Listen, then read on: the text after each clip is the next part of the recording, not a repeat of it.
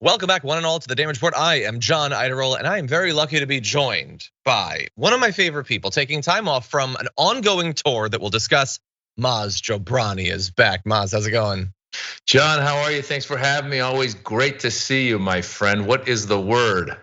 I have a lot of words. Some of them I'm not allowed to say on TV All right. when I think about politics. Yeah. But very glad to have you here to touch base, see what's going on with American politics. As I said, you've been touring recently. How's that been going? Touring's been great. People are coming out for comedy. I was in Chicago where it was snowy. I'm not used to it. I live in LA. And then when it snows, I'm always like, where's the mountains? I want to go skiing. And they don't really have a mountain nearby. So it was a lot of cold walks from the hotel to the coffee shop, back to the hotel, and then the comedy club. That sounds fun. Just out of curiosity, so scale of 1 to 10, or I don't know how this scale will work. How much back to before the pandemic would you say your shows or stand-up comedy are? It's pretty back to I'm gonna go with like an 8.5 to a 9, simply because even last year when we were touring, there were times when there was surging of the coronavirus. So all of a sudden you'd have a sold out show, and then only 80% would show up because 20% either feared coming or they were sick. Now you get a handful that aren't showing up because they got sick. You've got a handful with masks on, but for the most part, people are out having a good time. I think people want comedy given how crazy this world is right now. My daughter said along the way, she said, my daughter's only 12. She goes, I thought the summer of 2016 was my favorite summer, but I've heard other people say it, and that she might have even referred to a song. And I said, God, I wonder what was going on summer of 2016. I go, I think that's the last summer Obama was president. And I go, I think as soon as Trump became president, he really just shook up this country and the world to a point where it just went on steroids. And so people, as you know, have gotten crazier and crazier. So that's why when you go to a comedy club, the beauty of comedy shows, comedy club, comedy theater, whatever it is that we get to point some of this stuff out. And so whether you have the crazy cousin who thinks that they were going to put a chip in him with the vaccine, COVID or whatever that is, we either talk about that and laugh about it. And I think people are ready and willing and wanting to. So it's pretty back to normal. So. That's good to hear. I like it. I'm interested in getting back to some live comedy. Well, very glad to have you here, especially because we have a lot to talk about. Not only are we going to be giving an update on the current state of the protests in Iran and some of what the regime has been up to. We have some breaking news concerning Representative Ilhan Omar. We've got more besides. Alex Jones obviously has made a ton of money by being the worst. But what's the state of his life? What is his life actually like with all that money? Turns out not great. So if you're looking for some schadenfreude, stay tuned because we'll have it for you. Marjorie Greene proves that she doesn't understand anything about literally anything. And in the aftermath, although Diamond has tragically passed, Silk is back and things are even weirder than before. We'll have that for you a little bit later on. And in anticipation of that, please hit the like button and share the stream so people know that we are live. They can join us and have a little bit of fun trying to learn some stuff and push the country in the right direction. And if you want to send us any comments, tweets, or super chats, your questions, your concerns, your insightful, witty comments, or perhaps a chance to get the Blue Apron gift card of the day, you can do that and we'll respond as we go. But with all that said, Maz, are you ready to start the show? Let's rock and roll, baby. Let's do it. It's been a bit since we gave an update on what's going on in Iran. And thankfully, just this week, actually, the Washington Post has done an analysis of some of what is allowed to get out of the country in terms of social media activity, videos, and those sorts of things. They've looked at more than 100 videos and photographs, and we want to talk to you about the current state of the protests. I also want to give you an update on some of the violence that's being handed down by the regime, both in the streets and in the form of just absolutely barbaric death penalties. So we're going to be talking about all of that and getting Maz's perspective. First, though, if you are curious about how much these protests are still going on, they have a little bit of a timeline. And it looks like, although there are still large-scale protests, it looks like generally in some of the regions, it's become sort of a thing that happens on Fridays. They are still happening in some areas. But there's also a different form of protesting that is going on. People who I think are rightly worried about being rounded up in these mass arrests, being beaten or shot in the streets or hauled off to kangaroo courts and receiving the death penalty. Some are engaging in what's being called a quieter form of rebellion. Apparently, many women are now walking outdoors without a headscarf, but not necessarily participating in the actual protests that draw the eye of the security forces more. And others are saying that one of the reasons that the protests have become a little bit less common is not only because of the wide scale violence, but also the economic troubles that are going on in the country. With some saying that people are stressed about how to feed their children. They don't have time to think about protests. Obviously, this is going to depend on the individual, depend on the group and the area and all of that. It is still going on. And we're going to get into some of what's been happening in terms of the violence from the regime. But Maz, I'm curious, what you've been seeing, what you've been hearing from inside of the country in terms of that movement. You're absolutely right. It seems like they arrested. The numbers vary because we just don't have any reliable sources coming out of the Islamic Republic. But they've arrested at least 15,000 political prisoners from the protests. That's the estimates that are coming out. I think even more than that. And as we've seen, they've executed a few, and they plan to continue to try them. A lot of these trials, all the trials have been basically sham trials, because here's the way I describe it to anybody who is sane.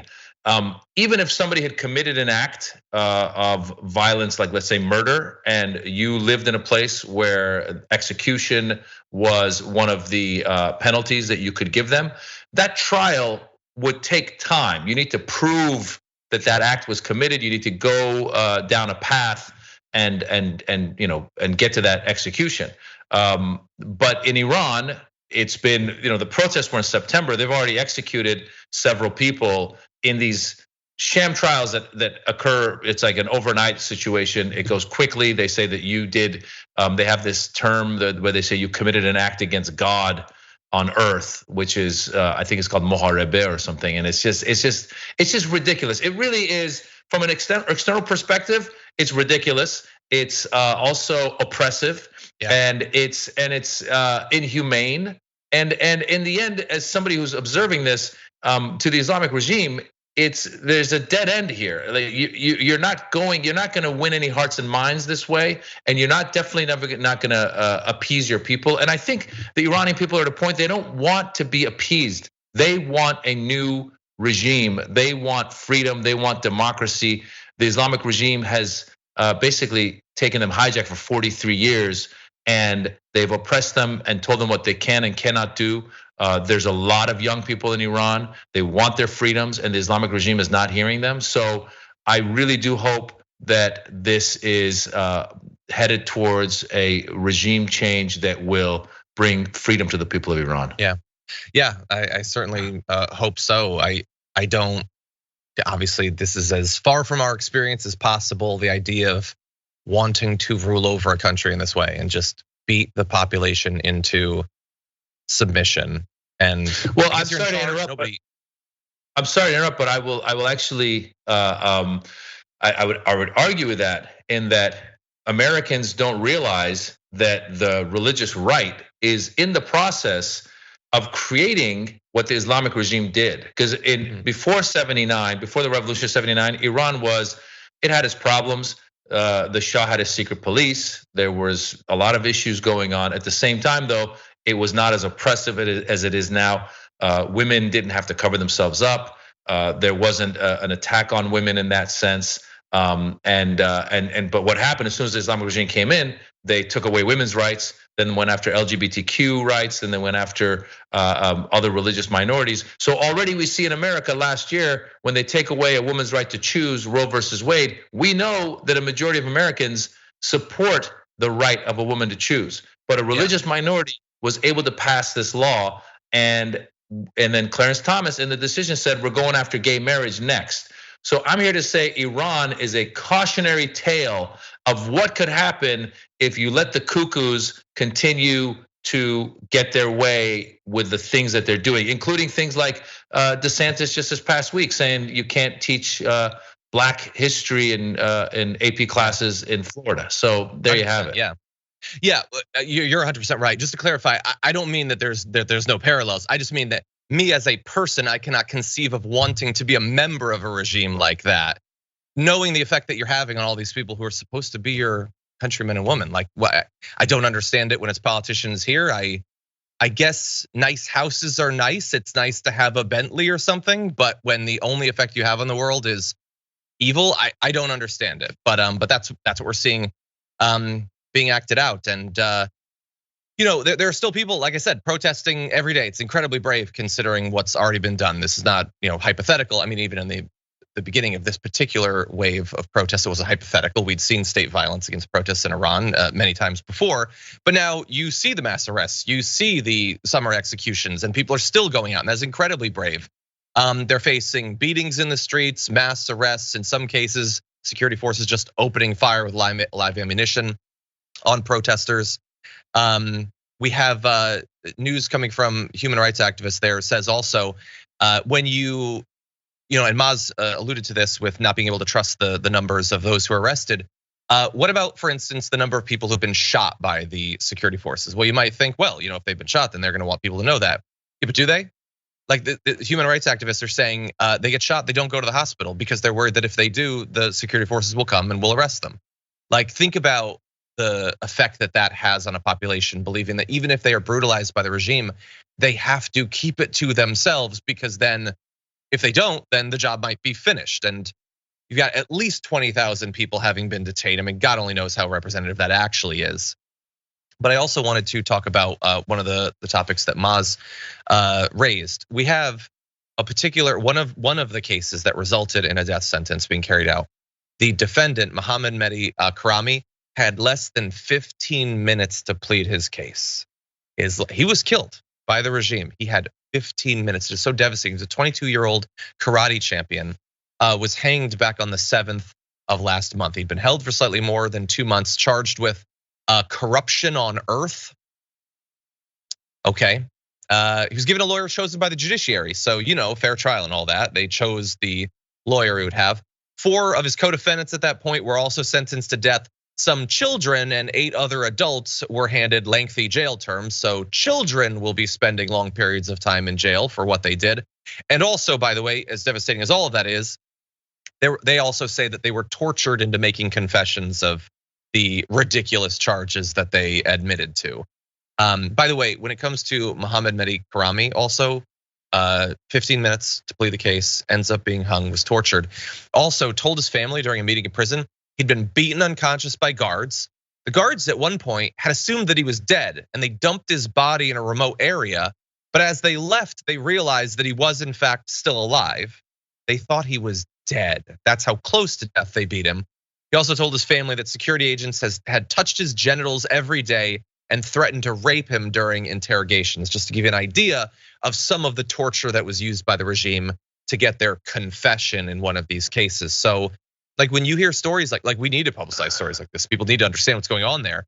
But then you think about, like, if you're a person in Iran, how terrified you would be to protest, knowing that you could be the next person. It's a sick mafia regime. I appreciate you guys talking about it because, again, you're right. We're so far removed in America that we don't know. But think about this. Most countries, like you just said, that gentleman that was executed, he was a karate champion. They've arrested a lot of very, very smart and students from top universities, a lot of established people. Most countries celebrate their best and brightest. The Islamic regime is executing their best and brightest. So that just goes to show you how blinded they are by this, their desire to maintain their power. And they're not a regime for the people. They are a regime that is corrupt. They're known that a lot of the leaders have money that they've funneled out. They have relatives that they've sent to the West who are living lives in the Western style. So it really is. I think the Iranians within Iran and the Iranians outside Iran are sick and tired of this regime. Matter of fact, you were talking about protests. February 11th, there's going to be big protests outside of Iran. I'm not sure if it'll happen inside as well, but outside of Iran, there's mass protests that are planned around the world. And if people are in Los Angeles, it's going to be at noon in Pershing Square. Hopefully people can join. Other things people can do is there's a movement right now online to free this rapper named Tumaj Salehi, free Tumaj. He's a political prisoner who, as a matter of fact, I participated in the movement. I did one of these videos. I just happen to have this here. People can take that hashtag free Tumaj. and post it. That's one of the movements. And the other movement is stop executions in Iran. Hashtag stop executions in Iran. Just take a picture with the hashtag, post it. We're trying to get more and more people to be aware of these things so that maybe governments from the outside can put more and more pressure on Iran. Somebody had pointed out, they said if there were a way to put some sort of a penalty on funds that the Iranian regime has outside of Iran, and to say every time you execute somebody, we're going to take away $1 million or $2 million or whatever that is. Yeah. That would move something. I don't know if that's doable legally, but we need to put pressure on these people, and so that's some of the things that people that are watching this can do, is just to get the word out. I mean, it definitely seems possible. They've done sanctions for other things. Why not? In some cases, for human rights concerns, it makes sense to me. And thank you for letting people know about both those movements as well as the protests. Hopefully, a bunch of people can participate, and to the extent that people inside of Iran can know that that's happening, because of course multiple social media networks are still banned or blocked. I'm sure that would probably be well received.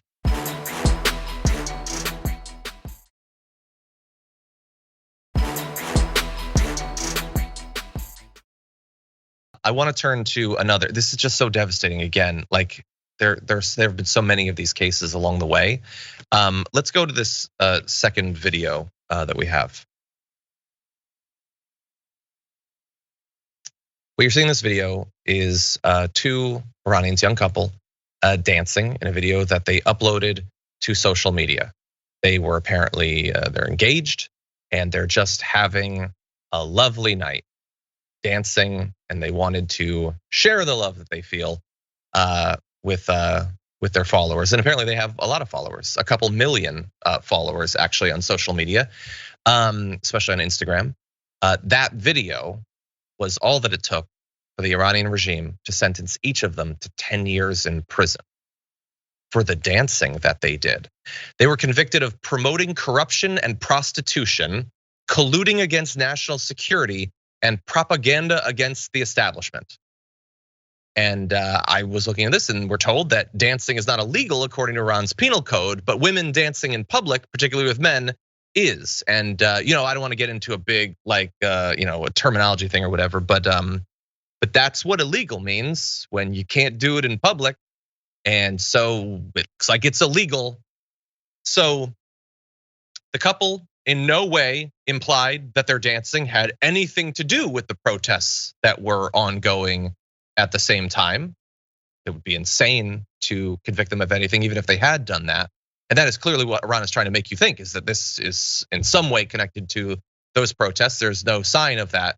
10 years, 6 months each in prison for a less than 20-second clip of them dancing together, Maz. It's just insane. It really is. It goes back to what I was saying. It's an attempt to control women. It's what we see in Afghanistan when they say women are no longer allowed to go to school again. As Westerners, as Americans, we should all be appalled. We should all be supporting these people in Iran any way we can, because it is. If you're someone who sees the value in women's rights, because women's rights is human rights. Because if you turn a blind eye to it and say, well, whatever, that's the culture, let them do what they want to do. Well, they're coming after you next, buddy. Wait till you put out a video that they don't like. They're coming after you. And on the regime side, it really is blindsided, because it really is blind, I should say, because no matter what they do, the numbers are against them. There's a majority of youth in Iran. That youth in Iran is sick of this regime. They want their freedoms. They want to be able to dance in public without being arrested for it. And so whether it's this year or in 5 years or in 10 years, the end has to come, because you will be outnumbered and there's nothing you can do, no matter how much of the military, the police they have. It's just the end is coming. So it's heartbreaking for these young people. As someone who's got kids, I can't even imagine. And then you see, like you said, these two are arrested for dancing in the streets. There was a young girl named Neda Shahkarami, 16 years old. She went to a protest, they shot her. Another young man named Kian Pir Falak, he was in a car going past some protest, they shot him. And they are they're unapologetic. That's how this all started out. It started out by killing Masa Amini and then not admitting to the fact that they killed her, a young 22-year-old woman from the Kurdish region of Iran whose hair was out of her hijab just a little bit. You would think that they could have gone up to her and said, hey, could you just cover that up if that really is your laws, which by the way, are crazy in itself. But there was other ways to solve it. And even if they went to the extent of having killed her, then admit it and punish those who did the crime. And yet, instead, they turned around and said, "Oh, yeah, Masa Amini died of natural causes while they were in their custody." It's all a load of crap, and it really just upsets people. And again, you sit there and you go, "What can I do?" What you can do is go to protest, get the word out, write your Congress people. What we can do from the outside as Americans is put more and more pressure on America now. I used to think that diplomacy was possible. It's not. Barack Obama actually came back in an interview that he did recently, and he said, looking back at the nuclear deal, he said, as a country that is supposed to be a leader in human rights, we can't ignore that when we're making these deals. And so we need to lead with that. So if there's a country that is committing such atrocious human rights violations, we can't try to have a deal with them of any sort. And we really need to put the pressure on to change this regime. Yeah, they desperately need help, and this is not sustainable. It's just utter madness. That couple didn't even have lawyers, by the way. Yeah, of course no not. chance whatsoever. Yeah, why would they? They had a lawyer, right? Yeah, no, just I'm not going to go into a whole big thing about it, but this is why I continue to say that, like, of all of the individual things threatening human potential, the potential of our society and of our civilization, male weakness is the number one thing. It leads to so much of this. They're just frail, broken minds. Their emotional, like, lashing out, their need to try to control things, to feel briefly the power they think they should have, gets into everything and ruins everything. With that said, we're gonna take our first break. When we come back, perhaps we'll have another example of that after this.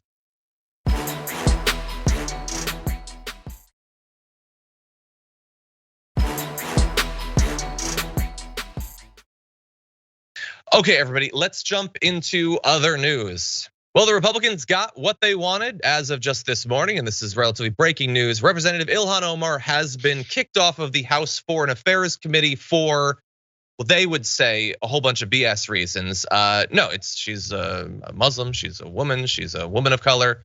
Those are your reasons. She is notable and progressive, and thus they hate her. And because the Democrats were almost forced to take people like Paul Gosar and Marjorie Greene off of their committees, the clock was ticking for the revenge. And so Ilhan Omar has been kicked off. There had been some Republicans, including Nancy Mace and Victoria Spartz, who had said they weren't gonna do it. Actually, Nancy Mace, I think just yesterday, said, there is nothing that Kevin McCarthy can say to me that will get me to vote for this, except for the thing that he apparently said to her because she voted for it. He came up with this BS thing about, okay, so we'll kick her off now, and then in the future, we're gonna have some sort of process where there will be guidelines. And all of these people who are like, no, this is absolute BS. You're not kicking her off because you don't like a tweet that she sent literally 4 years ago. Now said, oh, in the future there will be a process. Okay, well then I guess I'm okay with it. And so all of those Republicans that we gave some preemptive credit to deserved literally none of it. One person, Republican Representative Dave Joyce, voted present. So that's what passes for bravery, I guess, on the right. All the Democrats, thankfully, supported Representative Omar and voted her keep her on that. But no, she has been taken off of it. She gave a speech stressing, her origins as a migrant from Africa. Says there is an idea out there that I cannot have objective decision making because of who I am, where I come from, and my perspective. My leadership and voice will not be diminished if I am not on this committee for one term. And I already preemptively look forward to her being returned to that committee when something resembling sanity comes back to DC. Maz, what do you think about this? Well, the clown show has started. I think every session in Congress should start with that theme. Because it really is just a joke. Again, listen, let me first start out by saying, I don't know Ilhan Omar's qualifications to be on this committee, but I'm guessing that she's more qualified to be on a committee than, let's say, Marjorie Taylor Greene or Jim Jordan or Paul Gosar or Chip She might be Roy. onto something. Yeah, just go down the line. I mean, these people are goofballs, total goofballs, and it's so flagrant and obvious why, as you said, Ilhan Omar has been targeted. Again, maybe she said things in the past that she shouldn't have said, and there's ways to reprimand Congress members for that. But to go after her the way they did, clearly it's a revenge hit for Marjorie Taylor Greene and Gosar being kicked off their committees for, by the way, they were talking about violence against other members of Congress, which I think is definitely a line you should not cross and you should get kicked off the committee for. They're also really stupid. So they probably shouldn't have been on committees in the first place. And they're really, really stupid. So they shouldn't have been in Congress in the first place. But now I'm starting to think you can be really stupid and be in Congress. I mean, if nothing else, this Republican class gives us hope. You know, you can be stupid, you can lie like George Santos, lie and be stupid. It's just ridiculous. And by the way, again, how short-sighted they are, because Kevin McCarthy too is not the smartest person out there. It's very short-sighted because now the Democrats can come back and say, "Oh, you guys said something we didn't like, so we're going to kick you off committees." I mean, and this is why nothing ever gets done in Congress, because now it's become this crazy, like it's closer to the World Wrestling Federation than a body of politics that's supposed to move us forward. Yeah. Well, I will say, as someone who just recently started watching wrestling again, do not besmirch the WWE by comparing it to that den of villainy in Congress. Yeah. Yes. By the way, I see Diana Vaccarelli sent us a super chat. Thank you, Diana, saying AOC had a powerful speech on the floor today. I recommend you watch. We will, and we'll almost certainly talk about it because she spoke out in defense of Representative Omar. This is just an Islamophobic racist attack against a prominent woman of color. That's all it is. It is something that they are giving to their white conservative audience and said, look, we have taken this person out. You hate them. You want them to be ejected from the country, perhaps killed. We can't get that yet, but what we can do is we can take her off the committee. And so that's what they've done. It is just an insane partisan act of revenge. That's it. And also an incredibly hypocritical one, as we'll get to in a little bit. But first, since I'm alluding to the fact that they would love far more than to just take her off of the committee, I want to provide some evidence of that. Just in advance of being taken off of the House Foreign Affairs Committee, earlier today, Representative Ilhan Omar shared just one of the most recent vile death threats that had been launched against her. Listen to this. As you put a bullet in your head and get the f out of my country, you sucking bitch. I'll kill you. To review, press 0. To reply, press 1. So obviously there's some of that is so terrible that we had to bleep it out, but the stuff that is left is pretty terrible. That is a person who would love nothing more than to murder Representative Ilhan Omar. I don't know how notable this one individual is in comparison to the constant death threats that she and other members of Congress, particularly women of color, receive on a daily basis. But imagine that on this same day that they are delivering a win to that guy is having a great day today because Ilhan Omar got taken off of her committee. His side feels like they're winning. And Kevin McCarthy and all those other Republicans, some of whom are obviously crazy, some who would try to pretend that they're rational, they care far more about the interests of that prospective assassin than they do regular people. And so Ilhan Omar put out a comment with that saying, this is one example of a death threat that came into my office this week. These threats increase whenever Republicans put a target on my back. They can continue to target me, but they will never stop me for fighting for a more just world. By the way, as horrific as this is to listen to, I share it because the Republican Party and the public need to know that there is a very real human cost to their continued targeting of women of color, not just to me, but to those who share my identities. And it is an intentional one. They are not unaware that there are more threats when they do this. They are fully aware of that. That is the main reason that they do it. It is to drive hatred, fear, and xenophobia against whoever. It could be trans teens one day, it could be Ilhan Omar the next day. And this is all obviously done in service to the wealthiest and most powerful people in this country. Maz, what do you make of that? I know it was obviously hard to listen to. Yeah, listen, this again, not to draw too many parallels, but this reminds me of the people who are extremists in the Islamic regime, the people who are running the Islamic regime. In their eyes, they're doing the right thing because they are doing what God wants them to do.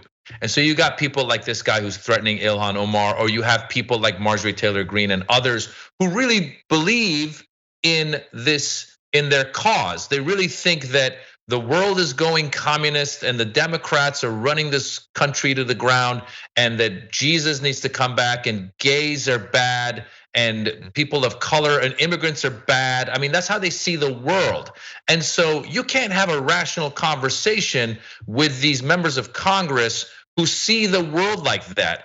And the hope is, you go, how do we fix this? I mean, the hope really would have been if they weren't gerrymandering or other ways to get some of these really far extremist members into Congress, and you had rational people in Congress, then you could have a conversation. And that conversation would be, listen, you and I can disagree on certain policies, but we need to both agree that we need to defend each other's safety, that there's a line that we draw, that we go, no, this is violence, you can't be doing this. And guys like McCarthy and Marjorie Taylor Greene and Gosar, everybody else who had it out for Ilhan Omar, will just turn a blind eye to threats like this, and they'll say, oh, well, there's nothing we can do here. So that's how January 6th happens. They didn't turn around. Every member of Congress after January 6th should have said, this was wrong, Trump is a criminal, and we need to weed this out of our party. They did not do that. So similarly, when threats like this are shown to the world, these people aren't rational. They are so power hungry, and they think that they're doing God's work. So they just turn a blind eye to crazy people like this. We've seen this in sports. If two teams oppose each other, but the fans of the home team starts saying or doing something to the opposing team, a lot of times the home team players would turn around and yell at their fans and say, this is not right. We are brothers or sisters in this activity and this sport, and we are sane, which is how the Congress should work. But it doesn't, and it's led by a bunch of cowards, and they're gonna turn a blind eye to this guy, and eventually something really bad is going to happen. It already has January 6th, but it's gonna happen again. Yeah, and bear in mind Paul Pelosi, the attack that a guy tried to murder Nancy Pelosi. That's what he went there to do. He almost murdered her husband, and they obviously haven't learned anything from that. They have no interest in learning anything from that. They are encouraging those same sorts of people.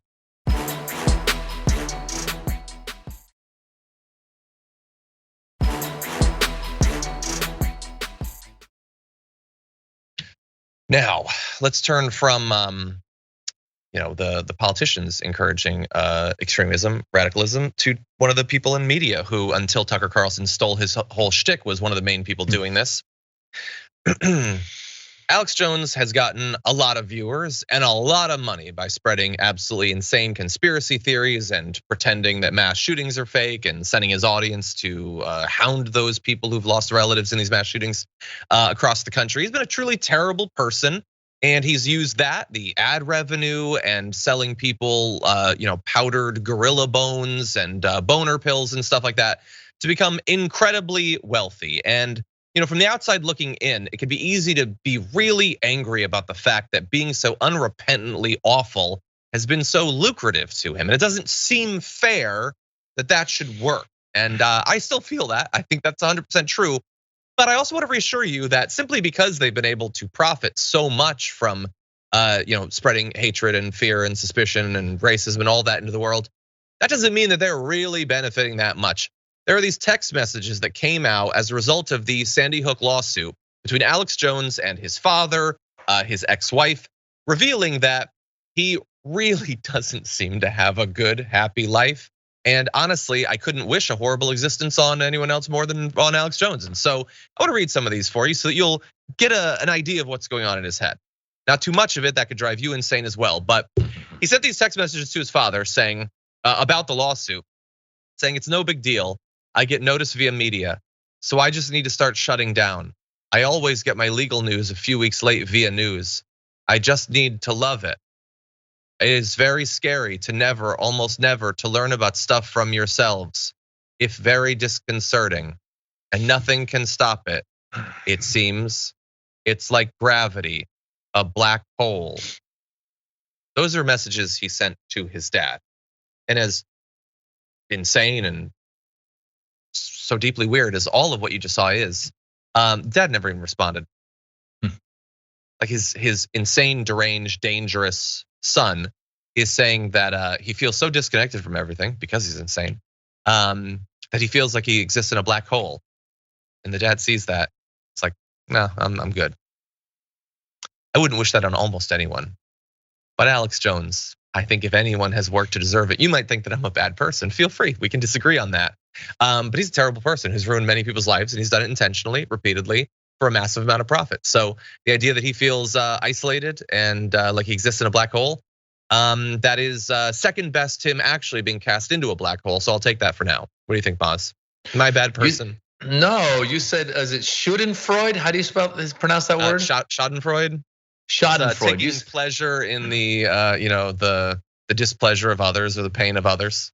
Yeah, Schadenfreude. This has been a good year of Schadenfreude because originally my first, I'd never really used Schadenfreude in a sentence until Kevin McCarthy kept getting voted down, and it was so enjoyable to watch. So that was my first dose of Schadenfreude. Now watching George Santos be hounded is giving me a lot of Schadenfreude, and now seeing these texts by Alex Jones is very Schadenfreudy. It's Schadenfreudish.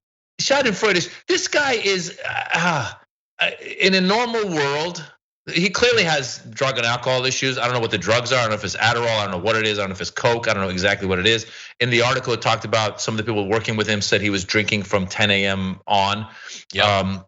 A good person, not a good person, but a person, let's just say a person that leading down a healthy path would recognize this, and they would go to rehab and they would work on it and hopefully lead to a better and healthier future.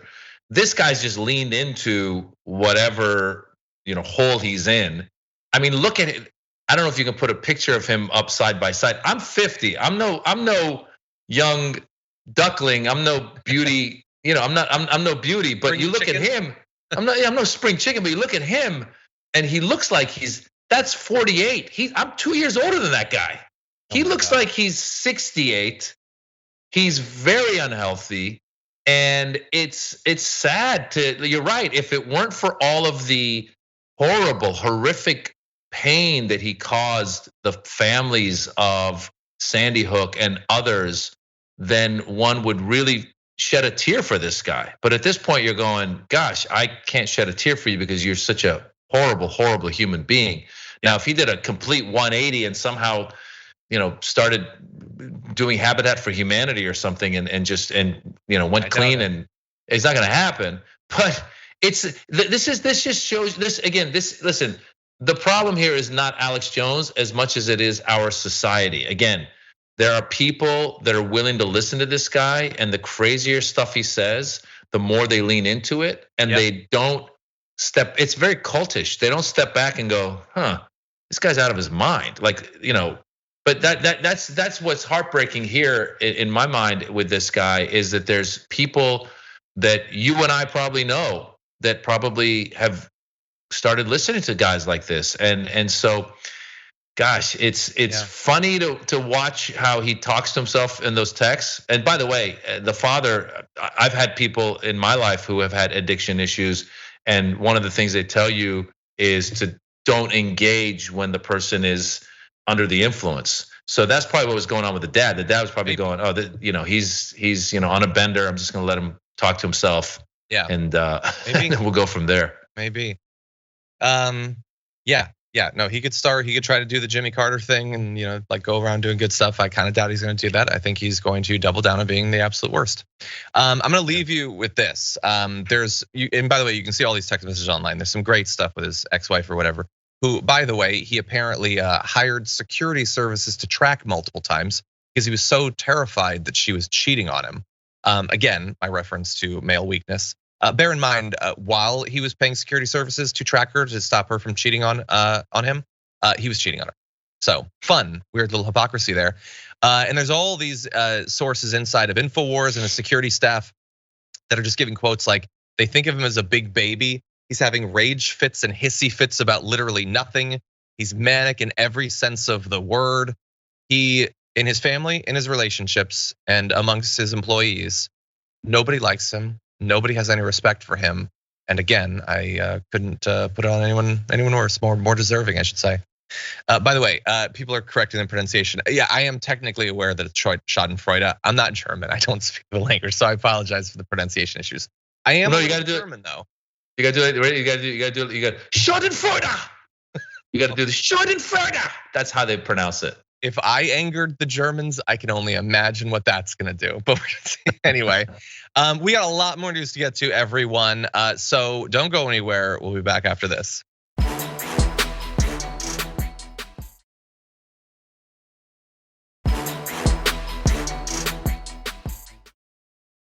Okay, oh my God, there's so much to cover. Let's jump into this. Can you tell me how much COVID cash went to CRT?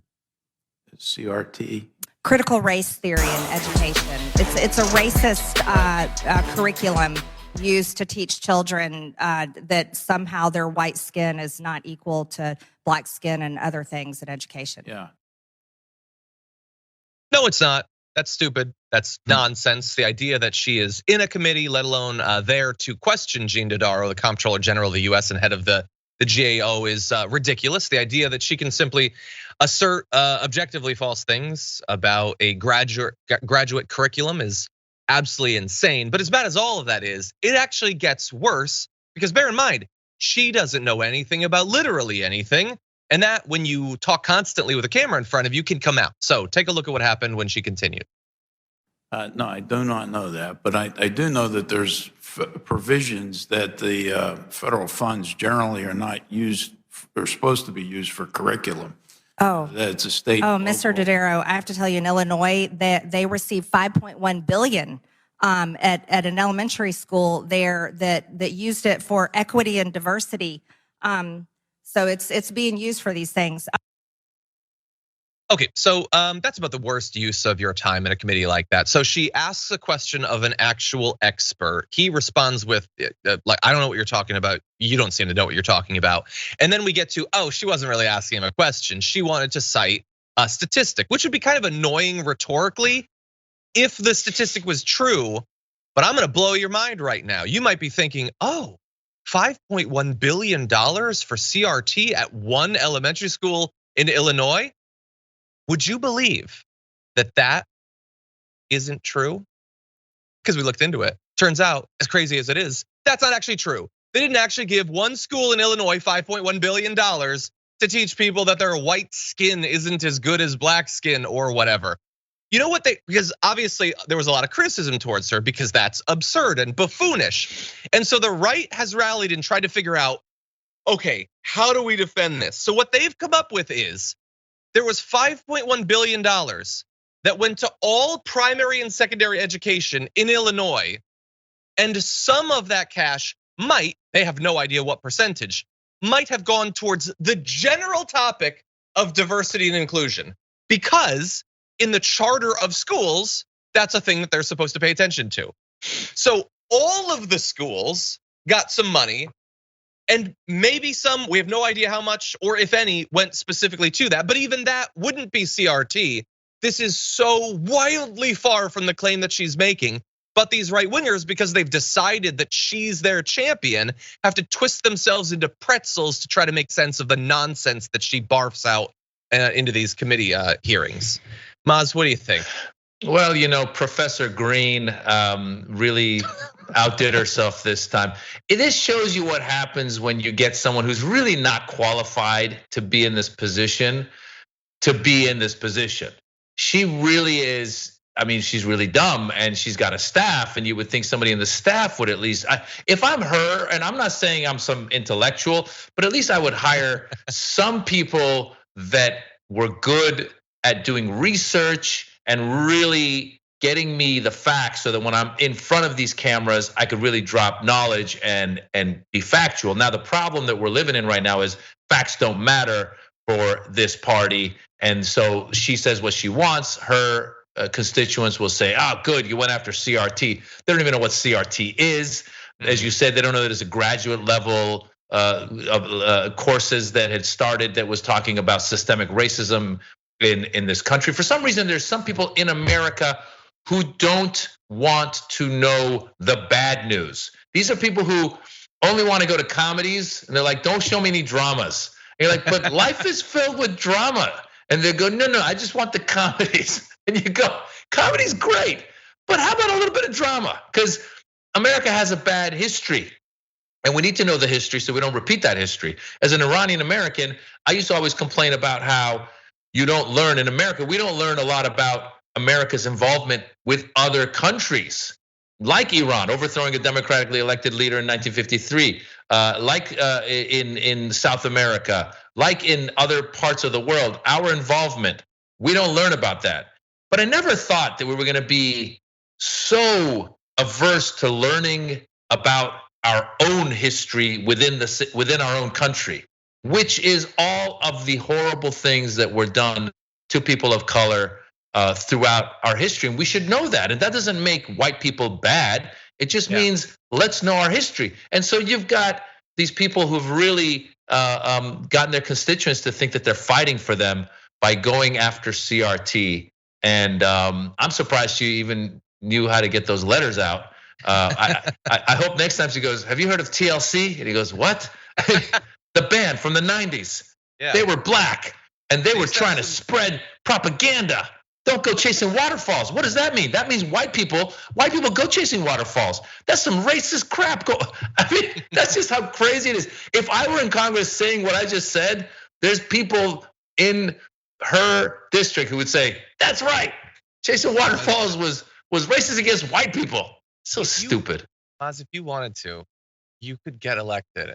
You could just do a pivot and get elected, like obviously mocking these people to their face, but telling them the ridiculous things they want to hear. That would be funny. It could be part of like a long form comedy thing, a documentary. Anyway, yeah, absolute nonsense. She doesn't know what she's talking about. And the fact that she got 184,000, I think, in free money from that same pandemic fund that she's pretending to care about the waste in.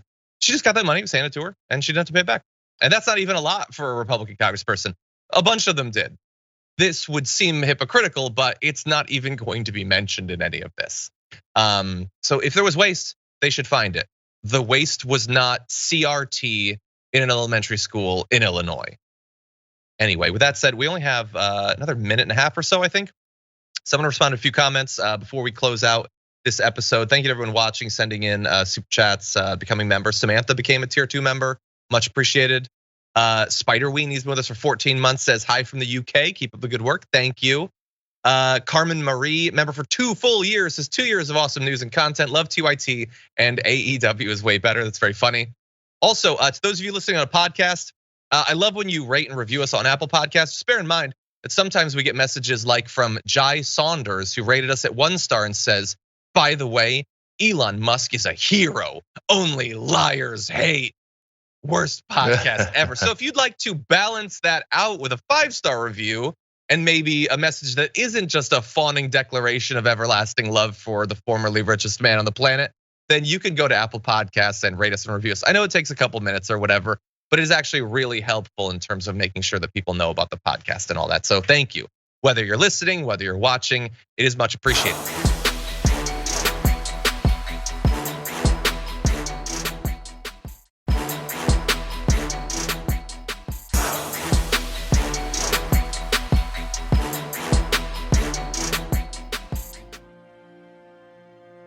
Thanks for listening to the full episode of The Damage Report. Support our work, listen ad-free, access members-only bonus content, and more by subscribing to Apple Podcasts at apple.co/TYT. I'm your host, John Adarola. I'll see you soon.